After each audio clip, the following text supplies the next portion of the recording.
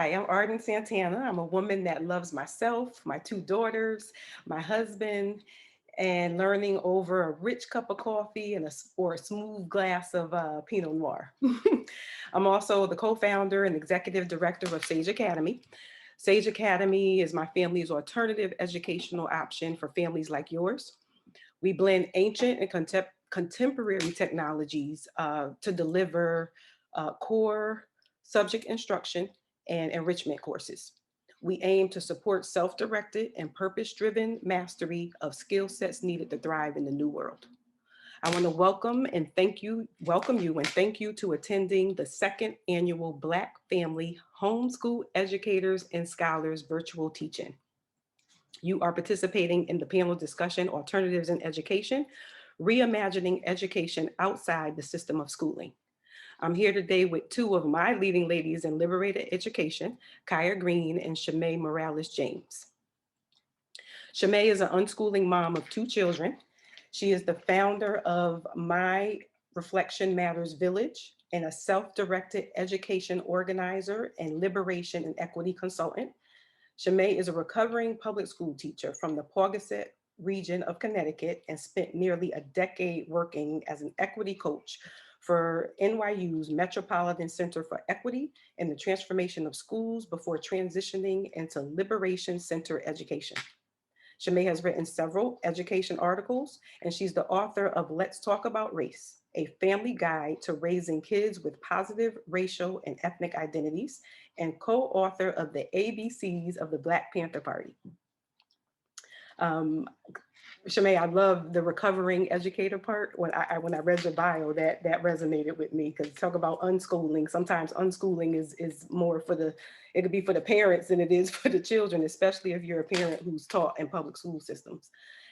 And then Kaya is a Trenton, New Jersey resident, and she has worked in the field of education for nearly 20 years.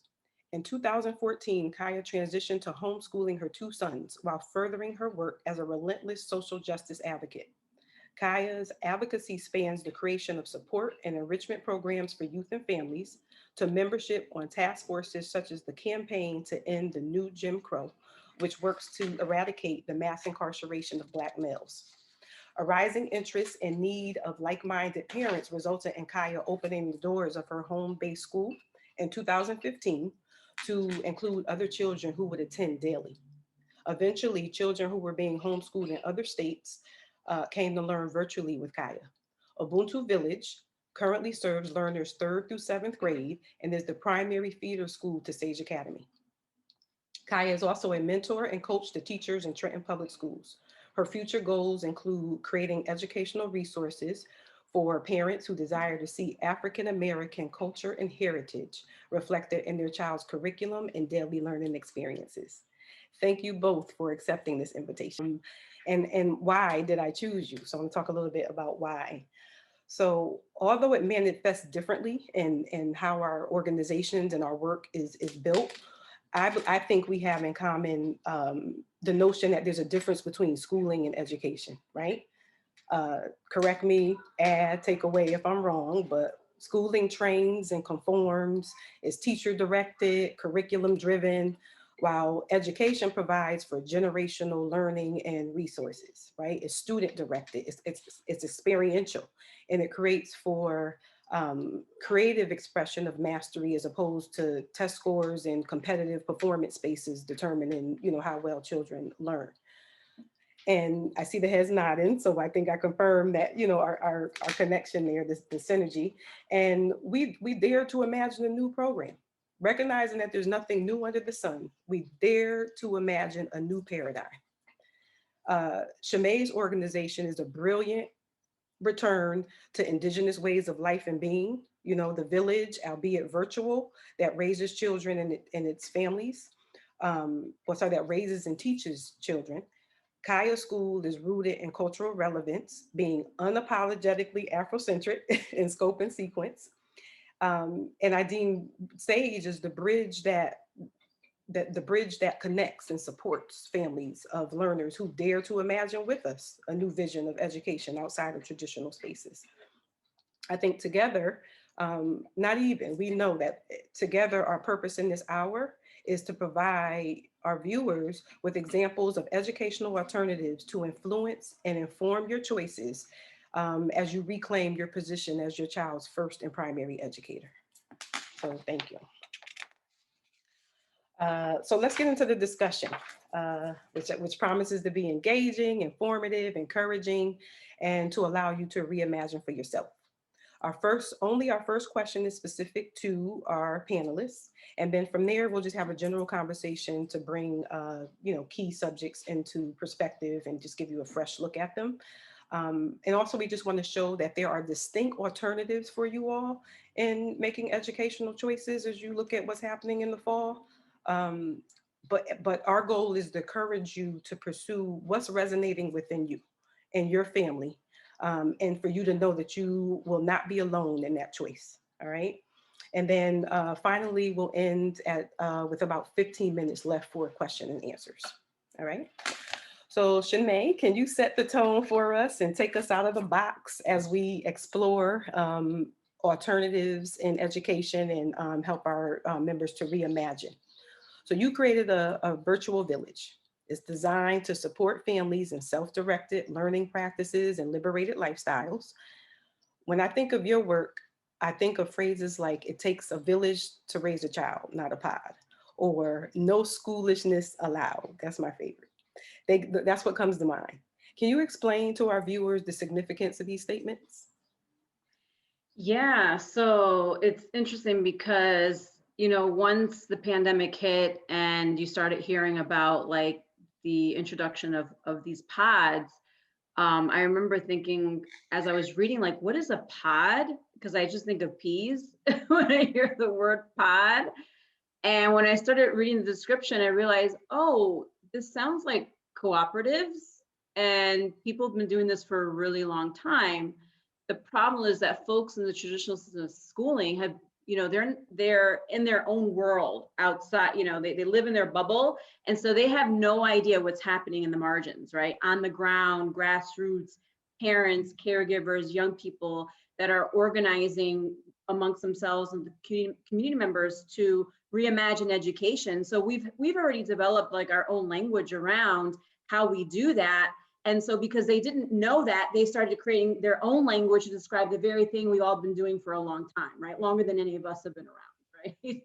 So I actually facilitated this two-part series in the village called It Takes a Village, Not a Pod to Raise Free People, really to support members who were beginning to join our virtual community because they were, in the midst of COVID being pushed to like rethink education, right? Partly because we had a lot of Black and brown families that were hearing how education was sounding through the virtual world, seeing it, really not happy with that. Parents who even when their kids were physically in school were recognizing like, yeah, the system's not working for Black, Indigenous, and other folks of color.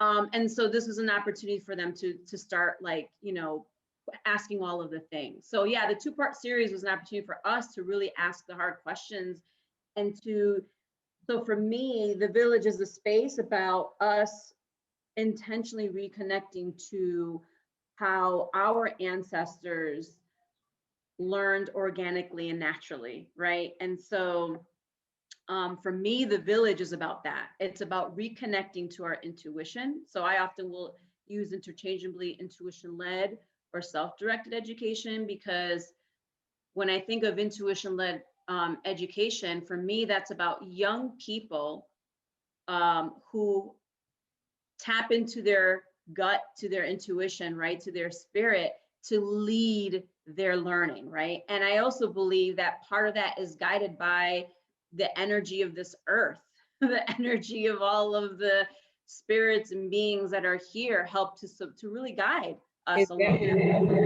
Is that what the no schoolishness means? Yeah, so for me, yeah, no schoolishness is being able to detach ourselves from the way the system has forced us to disconnect with our intuition, with our ancestors, with what nature has designed our bodies to naturally do. That's very different, right? Schoolish is all about, like, for me, like numbers and things that are very practical and things that can be measured and things that we can see, but it's not about what we can feel. It's not always measurable, right? Absolutely. Like, you can't always measure like a feeling. Yeah, the What was body that? knows, and research Body there's knows. research out there that shows how much more learning is acquired through just, movement or connecting it to some sort of kinesthetic activity, for that, for the retention of the information. Yeah, Absolutely. I mean, now the research is catching up to what we already know. that's right. So Kaya, you have experience as a public school teacher, as well as administrative certification, yet you chose to leave the system to begin your own school, educate your own children with the bureaucracy and red tape removed and the liberty to educate as you deem best. What are you doing differently? Well, thank you. Thank you for having me. And thank you for this opportunity. Thank you for setting the tone, Shimei. I would first begin, not that I started my own school, but I would begin that I started homeschooling my children, because really that's where my journey began. Um, I, to be honest, didn't have a vision of starting a school at that time. I was just centered in to what was happening in the world and what that meant for my two Black sons. What I also was experiencing as a public educator, and how I saw the system leadership practices deplete over the time that I was serving in that system. And I needed to do something differently. And so that's where it began for me, thinking about my household, my children, and how to best serve my sons in the America that we live in. Mhm. So my school ended up actually being an extension of myself.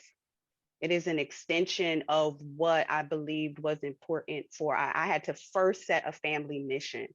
I had to first take account of where my sons were academically, where they were socially, what lessons I wanted to impart in them as far as their character. So it's first about setting a family mission and an individual mission for then my first grade son and my seventh grade son.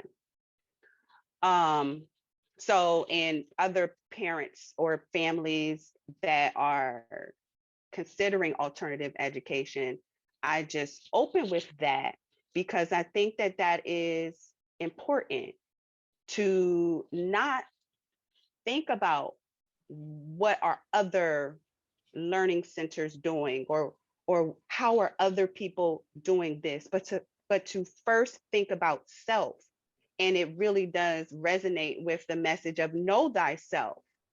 First, know what is happening in your household with your own children, and doing that, it set up, to be honest, in the beginning, this notion to not educate other children all at that time, because I wanted to first make sure I was meeting the need of my children. And then after that, I started to open up my doors for other children to participate. But as far as, what am I doing differently? Again, I think that's one way that I do things differently, because I began from a rooted family perspective. My school is an extension of family, is an extension of self. And I think that that is different from what the school system is. It's a very arbitrary, it's a third party looking in, thinking, saying what should happen with these children. And it's not that. It is what is happening with now my community of children, because my child is a part of my school community. And so obviously what I want best for him is all incorporated in that. And what I want best for him, I want best for your son, and I want best for your daughter. And And starting from that foundation, my students, my families, they affectionately call me Mama Kaya. So if you're just starting right there, you don't even have to go much further, but just the foundation is a different perspective. We are a family, we are a community of learners. I think it's culturally relevant that my student base, my families, call me Mama Kaya, you know. So I think without even going much further, that's one way that I do things differently, is that their experience, their educational experience is first grounded in family, community, and cultural relevance. Wonderful. So that's a great segue into the first question for us to begin discussing. But I just wanted to highlight the common thread, for our organizations, as well as I think homeschoolers in general, is that it is rooted in family values and, a communal aspect of learning and support in learning. So thank you for highlighting that, Kaya. So you bring us to one of the things I want to discuss, and that's cultural relevance. It's referred to as cultural relevant or culturally responsive learning or instruction or pedagogy. And it has implications that reach far beyond just, using the name of a star or athlete in a math problem. Culturally relevant instruction, it has the power to it's powerful enough to enhance and enrich students politically and emotionally, to increase their emotional intelligence. From your experience, ladies, why is adherence to a culturally relevant teaching model a requirement? You want to start, Kaya, since you initiated saying that what's different is grounded in that? Yes, I can begin. And the question is, why is adherence to culturally relevant instruction a requirement? oh, In okay. your experience. So, in my experience, it's a requirement because I've seen, like you just explained, I've seen the power. I've seen the power of beginning a school year with the math, beginning the conversation with the fact that you, as a Black and brown child, student, you are math. Think about the origins of the Ishango bone, the first mathematical tool discovered in the Democratic Republic of the Congo. African ancestry and understanding that connection to what seems foreign initially. However, this is the core of your being. And that's power. That is empowerment for children, students to understand that connection. And for me, it's not just about content. It's not just about learning the thing, right? But it's about connection. And when it's culturally relevant, that's what you form. You establish that connection in the learner so that they could feel connected to the material and find it relevant to them. Yes. That's what traditional. And there it fuels the curiosity. Oh, wow. Now that you're connected with that, they're looking for other ways in which this makes sense in their world. And now that curiosity continues to fuel their understanding and their continued interest in the subject matter. So that's why it's always relevant for me, because that's how you hook. That relevance, that connection fuels that curiosity. And now you have an engaged student because what they're learning matters to them. Right. And they can find a way to apply it. How can I apply this to my world, to my community, to, social justice issues? So Shimei, jump in. When they hear about culturally responsive practices, they're thinking about, like, I need all the curriculum and the books and like all of the things, right? And it's like, well, that's like a tiny piece of what culturally responsive practices really entails. You know, I was actually having a flashback to like Gloria Latson Billings. So I mean, she's like one of the mothers of culturally responsive education. And when she did her, I think it was a 3-year longitudinal study with teachers that were rated by both by parents, students, and administrators for being highly successful teachers of African American students. She noticed in her work there were like these general themes, right?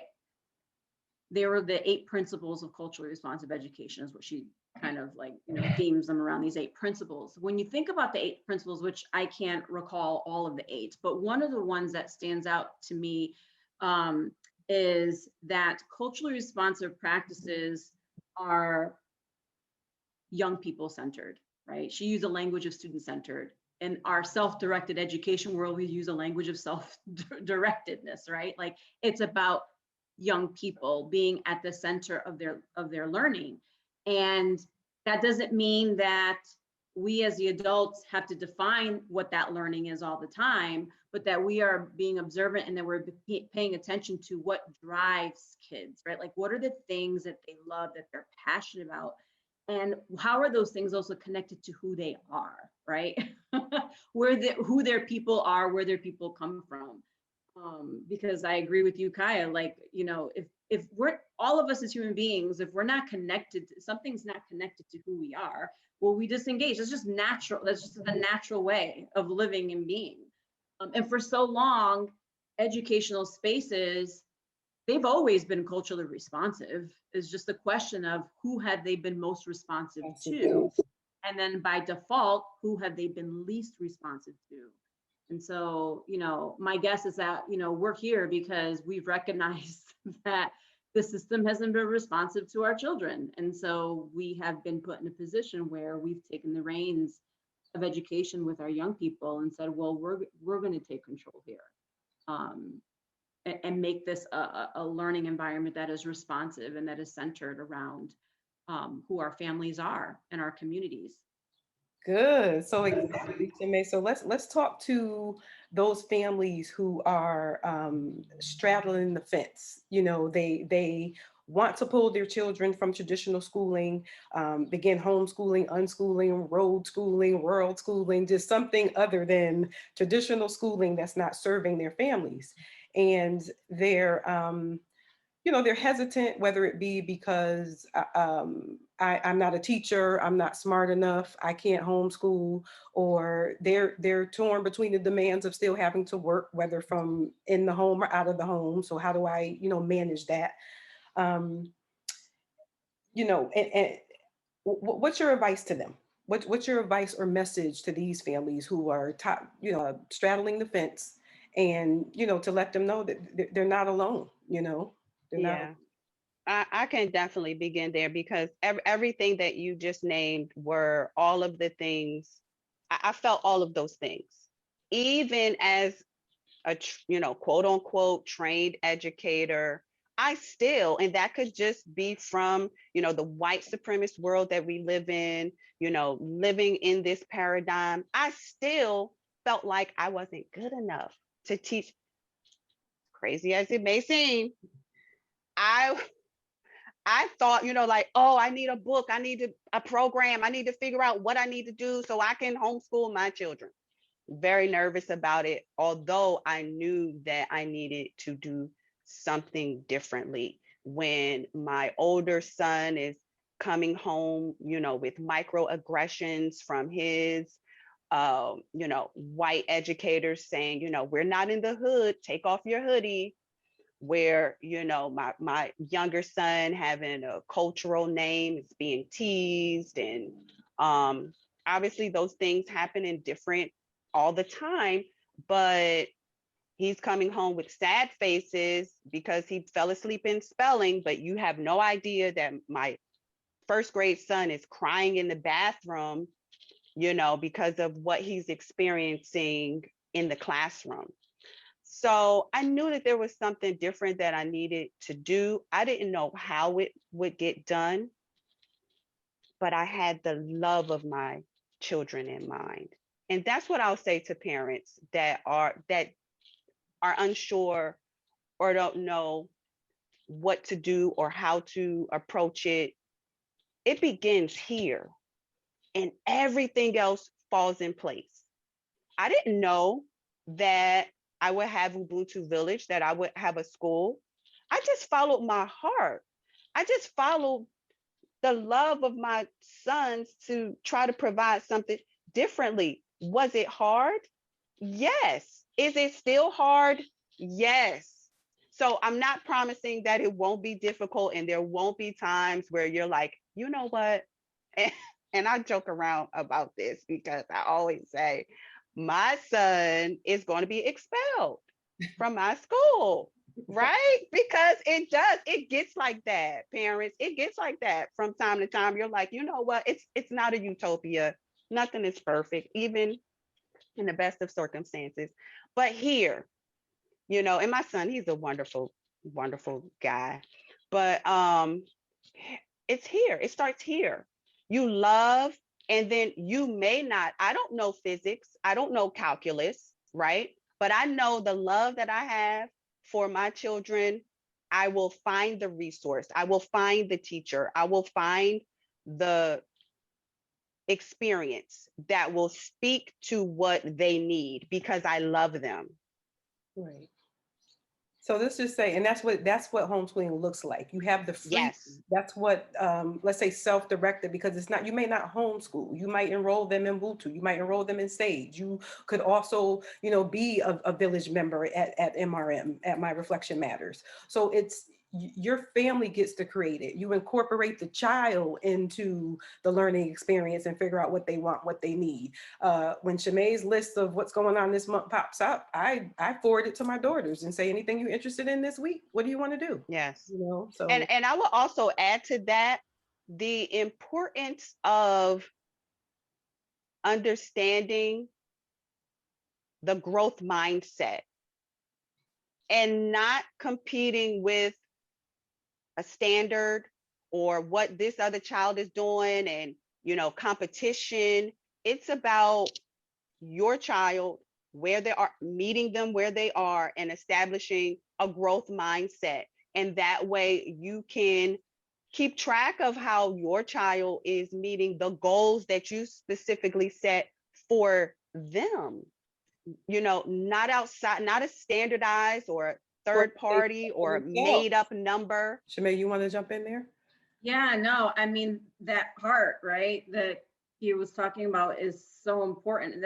That's speaking to the intuition again, right? So, it's interesting because in the village, like, we'll have parents that join because they're looking for support. They're like, I'm diving into self-directed education and I want to be in a community that's going to support me around this. Sometimes they go in there thinking like, more of that support is going to be for their child, like, help me find culturally relevant programming that I can connect with my kids with, or Black and Brown, educators or facilitators that connect. And that's a part of like a benefit in this space. But we've come to realize as a community that more of the work is really on us as the adults and less really on the kids, right? And so I think for me, my biggest advice for parents is, yes, follow your intuition. We never regret listening to our intuition. I've never heard someone say, gee, I really wish I didn't listen to my gut today, but I do hear people say, I wish I listened to my gut, right? Like, we never regret when we listen. So follow your intuition, even if it feels uncomfortable, if it feels incomplete, if it feels like, I don't know what I'm doing, because, just like I was like, I didn't know the village was going to come out of this. I didn't know what was going to happen. I had no idea. I could never predict that where I'm at today was exactly what was going to happen. And a lot of that unfolded as I naturally became, honestly, my own self-directed learner. So I myself followed my intuition, followed what were the things that were making me passionate as an adult, and really modeling how I direct my own learning to my own children, which led to the development and creation of this space. And then too, I tell parents, like, as you're doing that, like, you're not just following your intuition, but you are looking for ways to build community that are going to be there and support you along the way, because you can't do this alone. No one does anything alone. And if you think you can do this thing alone, that it's going to be hard, and most likely you're going to end up going back to doing the thing you didn't want to do, which is, I'm assuming, probably putting your kid back in school if that's the thing that you're, you know, trying to move away from. So find your people. It starts as simple as get on a Facebook and look for Facebook groups. Like that's how it started for me. You know, and then we created our own private village network outside of Facebook. So find your people, go to events in your community, create the events. I couldn't find other Black and brown folks, so I was just like, I'm gonna just start my own Facebook group and start finding my people. And then we started having our own events. So find your people, and then be prepared to like shed some schoolishness. Like be prepared to deschool, be prepared to decolonize how you think about education and parenting, because those things intersect. They're not separate, right? Like we're all educators. Your kids, if they're in school now, well, they didn't enter school as like these empty vessels. They went there knowing how to talk. They went there knowing how to walk, how to feed themselves, you know, do all these things, right? Like communicate, problem solve. Like they learned those things before they entered school with the support of caring adults in their lives. So like recognize you are an educator, and that if you're choosing to shift away from the system, that's going to require some support that you're going to need around really unlearning what you've been trained to think education's supposed to look like, because it just doesn't anymore when you leave the system, and it shouldn't. Recovering educators, recovering public school educators. Speaking from a former public school teacher, right? Like there's so, and I was struggling too, thinking like, how could I do this? I'm not a math person. I was a reading person, right? Like I can't teach these things, because I had this very schoolish mindset that, one, I'm the only one that does all the support, right? Like I don't have to do all that. And, you know, there were lots of things that I knew around those concepts, right, that I could still support my children with. You know, I think a big part of my role has been, how do I find other mentors and facilitators and learning guides for my kids in their lives? Because there are things they're passionate about I'm not passionate about.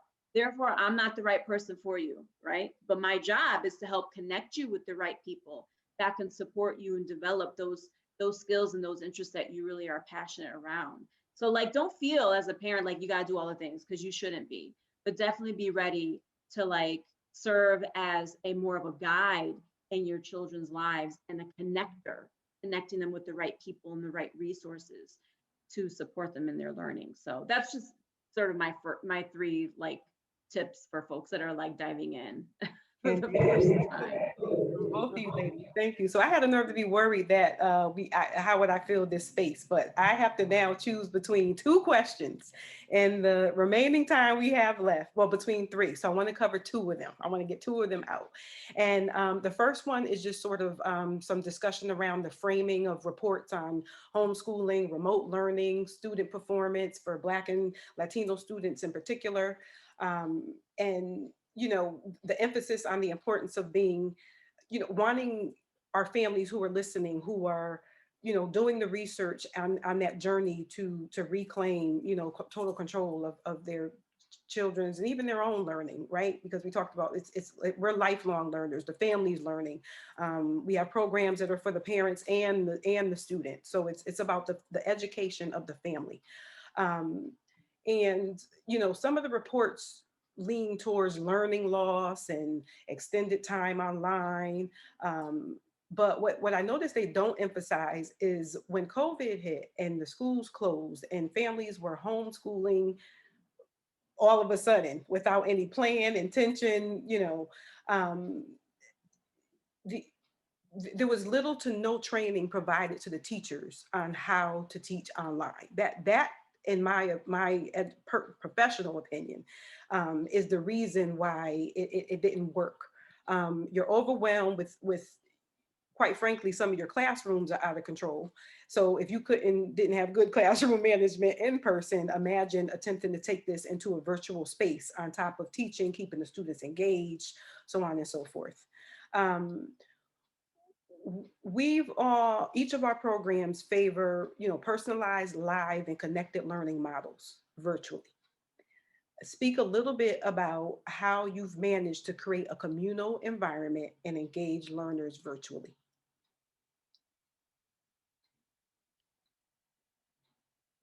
You want me to go for Kai? You want to jump in, or you want me to? I can go, or but okay. So I'll first begin with, I was teaching virtually before COVID, came on board. And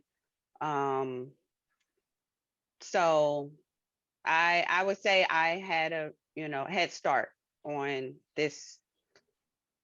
There's plenty of school, there's plenty of institutions. Let me just preface with that. There's plenty of people that have been doing this for decades. Mhm.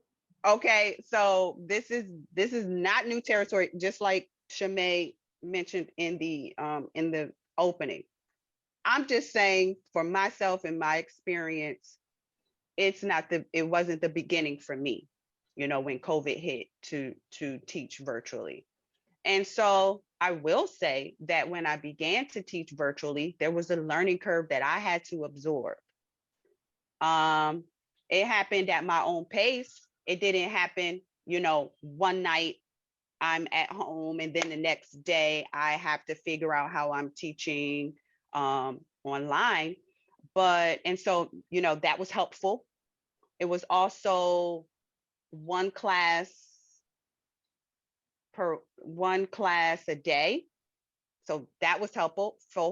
Helpful, wasn't a full load. So it was helpful to be able to have a opportunity to learn and grow without the demand of of a organization,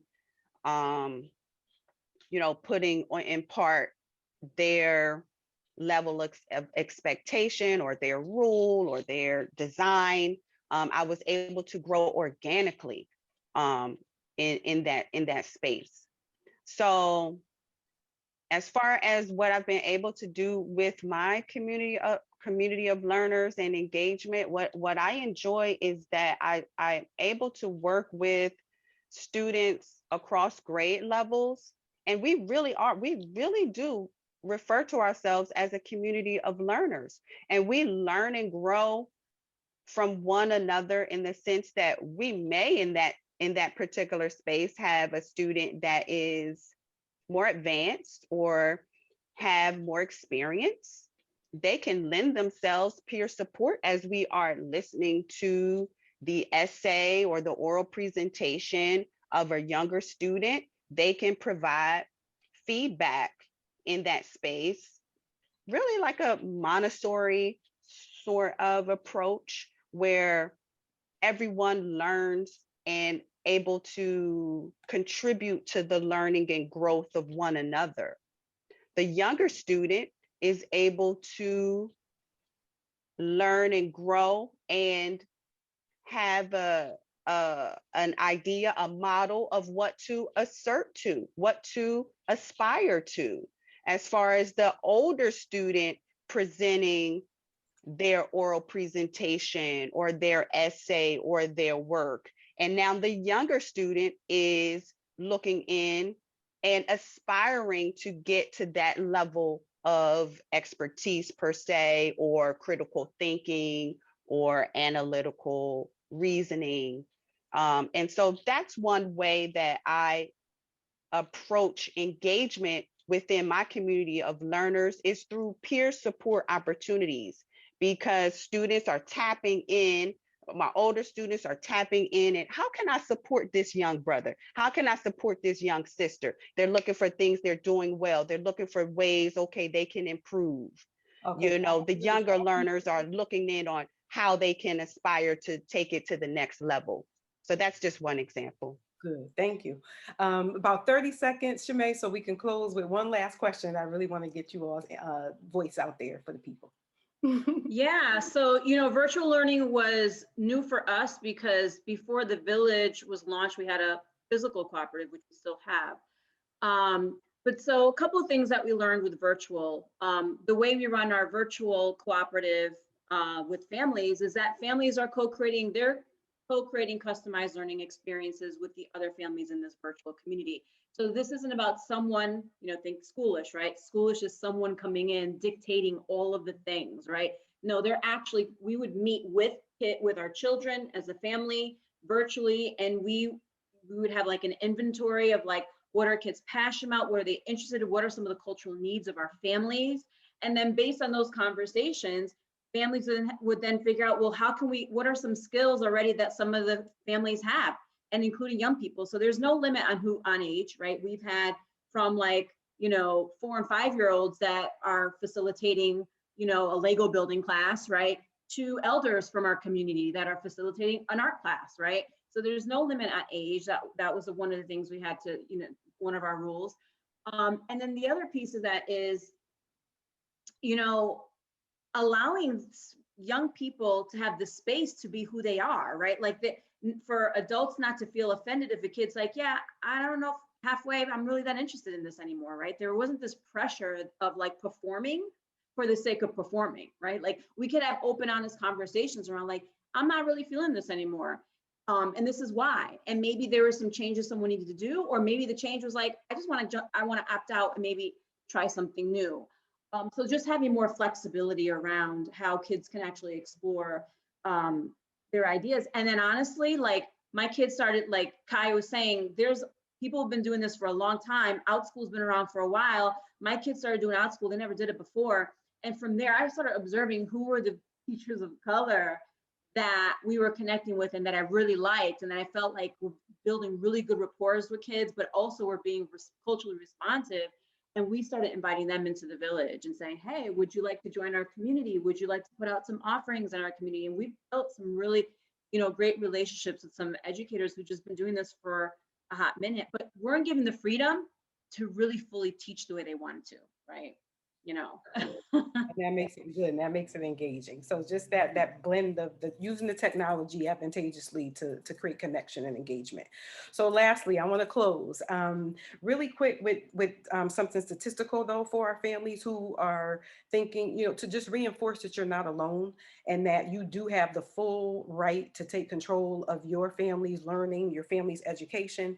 And although this is the source of this information, I'm just going to put out there quickly is the most recent census that is showing us that nationwide, the number of families who have transitioned to private, independent, self-directed education for their families, homeschooling, rose from 5 to 11% since the pandemic. And for Black families, people of color, families like us, it went from 3 to 16%. Okay, Yeah. so we are doing this. And I just heard 18. I heard the number went up to 18 recently. Right. It keeps going up. Wonderful, because this was, that was the last piece I was able to find to be able to throw that in there just to bring home that we're not alone in this. This is, what we're doing now. So lastly, with the last question I'll leave with then is the pandemic removed the mask from public education, where it's mediocre, where it's unfavorable, parents talking about their student work not being compatible with the grades that they brought home, teachers not responding to calls or not present for, to expand the concept if the child needs help, experiences of emotional anxiety being decreased with the child being home. These are some of the realistic advantages that folks have experienced that, mind you, are treated like subjective opinions as opposed to, empirical realities of what's happening when the children are removed from these spaces. The last question, ladies, do you think having alternative choices to traditional schooling is necessary in spite of COVID, in spite of the regulatory and logistical changes that have come as a result of, the closings, the remote hybrid, having alternative choices, is it necessary in spite of COVID, and why? 1 minute apiece. I mean, yeah. There is no such thing as the one size fits all. And so if there, I hope that COVID opened that, or, that door, that realization for folks who weren't seeing that before that, you know, the system was just trying to push kids into this one little box. And by default, unfortunately, especially for Black and brown children, like they end up getting, I mean, this is why we see disproportionate numbers of Black and brown children that are over suspended, that are over classified in special education, that are not graduating, like all of the statistics, right? Because we have this idea as a society that there is this little box and we got to get everyone to fit in the box. I believe we should have choice. Like families should absolutely have options and choices. And I hope that after, you know, my sense is that COVID has really opened the door for more choices to be more socially acceptable, because we know home education, unschooling was a thing that was like taboo, right? We didn't even talk about those things. And people before that weren't talking about it are now starting to reconsider that. So yeah, I'm for having more choice. Kaya? Yes, I think all of us, we began our homeschooling alternative education journey before COVID came to be, correct? And so, I mean, just within our space here, we have found it necessary long before COVID-19. And I think plenty of families likely believe in the necessity to do something different. However, they aren't aware of their options, their choices, the way to go about it. You know, there's something about that ritual, that routine, the way that we've always done it, that just we assume that this is the way to go, and there is no other way. Send them to public school and do, you know, everybody had to do it, and so you're going to do it now. But I think that actually, you know, COVID-19 opened up the world to the possibility, and that, wow, there are lots of different ways that we can do this differently. And that's where we are here. And for us as a community of females, it's just beautiful for me to see all of us on here. But we are helping to bridge that gap for families to say, you know what, I want to do something differently, and we are helping to make that possible. Absolutely. So thank you all for, again, attending the second annual Black Family Homeschool Educators and Scholars Virtual Teach-In. You have been here today with myself, Arden Santana, Executive Director of Sage Academy, Shimei Morales, founder of My Reflection Matters Village, and Kaya Green, Academic Director of Ubuntu Village. I trust that we have done a superior job of giving you all of the, you know, not all of the, but some of the premier alternative options out there for your family's educational pursuits. And we invite you to ask your questions and get answers to them. Thank you for joining us.